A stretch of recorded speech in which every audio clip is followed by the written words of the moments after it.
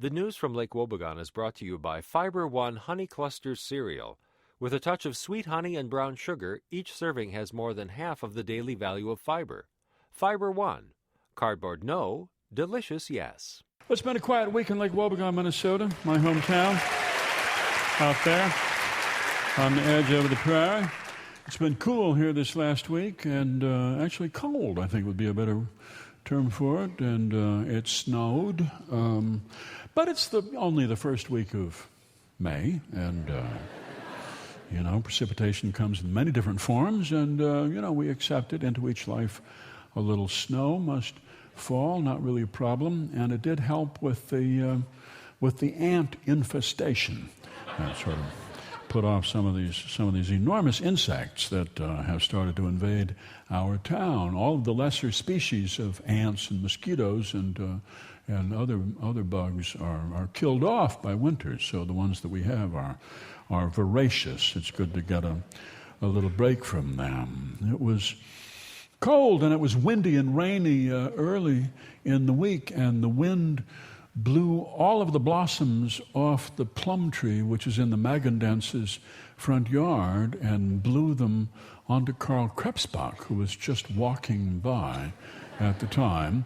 And he was wet from the rain, and so all of these petals stuck to him. And Darlene saw him from the Chatterbox Cafe, and she told him to stand there. And then she said, well, you've got to let Margie see this, his wife, who teaches English up at the high school. So she led Carl up the hill to the high school, but Marjorie was not there. She had gone off to visit a senior who was disconsolate because Athena College had turned down her college application. And so Darlene went to get her cell phone to take a picture of him because he really looked marvelous. He looked like an egret, actually, kind of a snowy plumed egret, and there were blossoms stuck to his feet cap, and all. He was really quite amazing looking. He was a little bit embarrassed, but she went to get her cell phone to take a picture of him. But it turned out sort of dark, and then the interim pastor, Barbara Ham, came by, and she was going to go back and get her camera from the church, so he followed her a little ways toward the Lutheran church. She was already thinking about how she could work this into a sermon, this flowering man, how each of us is the bearer of seed, and a metaphor for redemption. She had this all kind of worked out, but then she had to take a call in the office from Ariel Peterson's mother, who wanted, please, Pastor Enquist, who's left Lake Wobegon, to be able to come back and do Ariel's wedding, which is supposed to come up in June. So she had to take that call, and Carl stood out on the street with Darlene as people walked past, and he felt this odd sensation in his right ear, and he heard a humming sound, and it was a hummingbird who was trying to poke his beak into Carl's ear, and he hit the deck. He just dove down and he rolled around in the dirt, and he lost most of his blossoms right there, and he was slapping the side of his head, and suddenly, instead of a phenomenon, he sort of became just another, aging white male, and people suddenly lost interest in him, just as he was becoming more and more interested in being covered with blossoms and looking like a Mardi Gras king.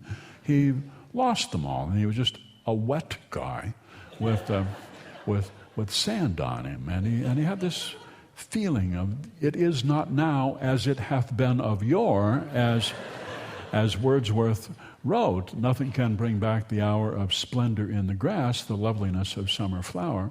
Its glory soon is past. And meanwhile, Pastor Ham, the interim pastor, was explaining to Ariel Peterson's mother that no, Pastor Enquist cannot come back and do the wedding, because when a pastor leaves, that's it. We're supposed to move on and get over it. The Christian faith is not about nostalgia. It is about today and next week. So there's a lot going on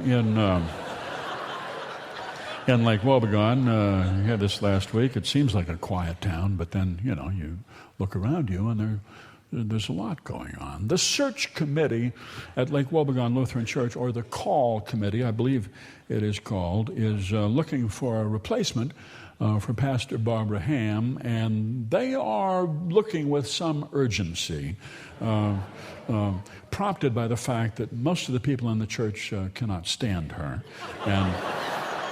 And the thought of enduring her on into the fall through the summer is just unthinkable. She's a loud woman. She's a big, loud woman. Sometimes pastors, in trying to project joyfulness, just project loudness and a sort of bullying attitude. And they remind you of your third grade teacher on her worst days, back before you understood the idea of worst days, and she was yelling at you. Sometimes pastors try to project conviction, and it's just irritation is what comes out. She's kind of a screechy woman when she gives sermons, and she's an enormous eater, so that this has become a topic of conversation even among Catholics in town. Her appearance at buffets and so on, and what she does, she had 2/3 of a banana cream pie at the luncheon, the women's luncheon Wednesday at the Lake Wobegon Lutheran. She took 3-4 pieces of pie. Just those vestments hide a lot of sins. She goes around in this cassock, like a medieval monk, and when people see her coming, they take evasive maneuvers. She's a very intense person. So the search committee, chaired by Clint Bunsen, is looking hard at new candidates. They have 5 candidates right now who have sent in their resumes, and the committee is looking at them very, very, very, very closely. And according to Clint, who's sort of a blabbermouth, they're not that happy about what they're seeing. You have to be careful when you're choosing a pastor. You're going to have to live with this person for a long time. And Lake Wobegon Lutheran Church is a low church. It's from the old Norwegian low church, the ALC, and they have to be watchful. There are a lot of Lutherans who are really Episcopalians in disguise, and they have learned how to talk Lutheran and to go around in Lutheran clothing, but they're Episcos down underneath, and so if you hire one of them as pastor, it's just only a matter of time before the coffee hour becomes a cocktail hour, and people be standing around and drinking mixed drinks, and now your sermons, instead of being about Galatians, they are about international relations. And the regalia just becomes more and more ornate, and your priest's vestments now. He's wearing an ermine robe, and he's carrying a scepter as he comes down the aisle. And there are footmen who are carrying a sort of a linen canopy over his head, and he's got rings on every finger and jewels hanging around his neck. And suddenly we're no longer Lutherans. We're somebody else. And then you've got a boy choir. You've got a choir of boy sopranos, and they're wearing purple robes with ruffled collars. And now you've taken a very sharp right turn away from Martin Luther. Boys singing in their high, beautiful soprano voices, some confection by Palestrina or Vivaldi. Bach did not write music for boy choir. Bach wrote music for altos and basses, the middle voices. That's where the meat and the potatoes are. And what the Italians wrote for boy sopranos is a kind of a spun sugar confection, which we as Lutherans don't go for. So you have to be careful who you hire among the pastors. You don't want to wind up with a boy choir. And people swinging censers, and then you've got bells, and you've got candles, and the next thing you've got is statuary, and then it's over. It's over then. So they're looking at these resumes from 5 candidates, and they don't like what they see. They're seeing young men and a young woman who are just trying way too hard to be hired and to say the right things and to talk about small town values and their love of rural America and farming and so on. Spare us this talk about small town values. Honesty, that's the value that we value, and compassion and a sense of the ridiculous.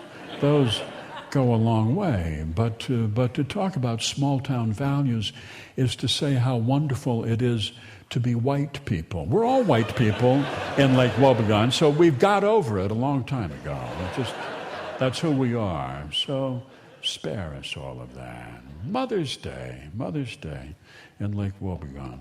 A big day, and the Tollerud family is going to surprise Marilyn Tollerud with a present on Mother's Day. Flowers just seem too predictable, so they're going to bring in a whole string of Appaloosa ponies and take Mom for a horseback ride. It's going to be a surprise. She never had expressed an interest in horseback riding, and they're a little bit nervous about it now. They're not sure how Mother feels about surprises. But Roy is going to come down from his horse ranch up in Millet, and he's going to bring this whole string of ponies, and his son is going to bring the saddles and the blankets in the panel truck, and it's a big day tomorrow. Mom up on a horse. I can see it. That's the news from Lake Wobegon, where all the women are strong, all the men are good looking, and all the children are above average.